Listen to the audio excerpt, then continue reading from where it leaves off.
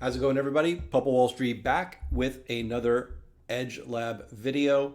This is going to be part 2 of Chaos to Rhythm Elliott Wave Chart Series. If you missed part 1, I will do my best to link it down below. But in any event, this is going to be a multi-part series reviewing 40 to 50 names that I have charted out with Elliott waves. So last week we reviewed Apple, which is continuing to move to the upside. AMAT, again, continuing to move to the upside. AMD just broke out. My position is starting to move here, right? We're forecasting a 5-wave move up in wave 5. ANET still looks pretty good. App still looks pretty good.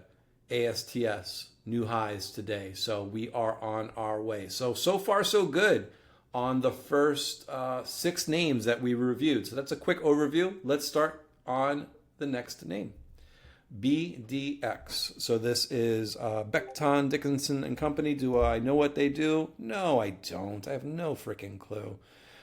But it does look like a 5-wave move to the downside. So that is pretty interesting. Now, I do have a rule when you're in a bull market. I generally don't take short positions. I don't think it makes sense to counter trend trade. But in any bull market, there's always going to be names that are moving to the downside. And in any bear market, there's always going to be counter trend moves to the upside. So up to you to decide what type of trader you are. But for me, I like to go with the overall trend of the market, which right now is up. But I think it's helpful to look at names that are trading to the downside. And so what do we see here?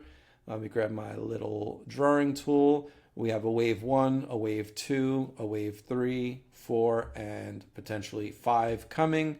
How do we know that this count is pretty accurate? Well, we've got a gap down in wave 3. We've got some sort of channel triangle 4 here going on. We haven't seen the thrust to the downside just yet. Where are we wrong? I think over 200 negates this for the short term.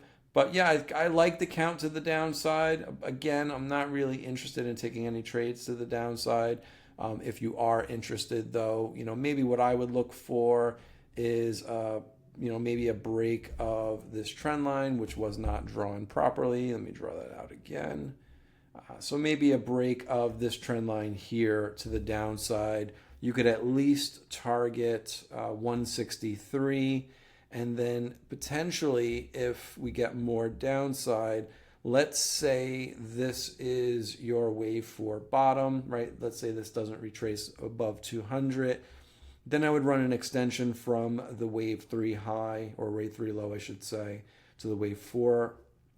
And then this would be our targets to the downside. We're looking at maybe 140 to the downside on BDX. But we'll revisit it in a couple of weeks and see how this trade is progressing. But moving on now to our next name, which is CLF. So this one's a pretty good one to go over, I think. Right? What we have here potentially is a change of character. I define a change of character when a name is in a long-term trend and then reverses off of that trend. And in this case, the trend was down. The reversal happened to the upside. How do we know if this is a reversal? Well, we got a low, we got a higher low, we got a low, we got a high, we got a higher low, we got a higher high, we got a higher low, we got another higher high. So to me, that just screams counter trend. And this is, or not necessarily counter trend, but change of character is what I should have said. Move to the upside. And so let's take a closer look at the internal wave count here. And so the first thing I noticed, and let me turn after hours off because that will make this much easier to see. Okay, so the first thing we see here are gaps, right? We got a gap right there. We got a gap right there. It looks like a triangle right here.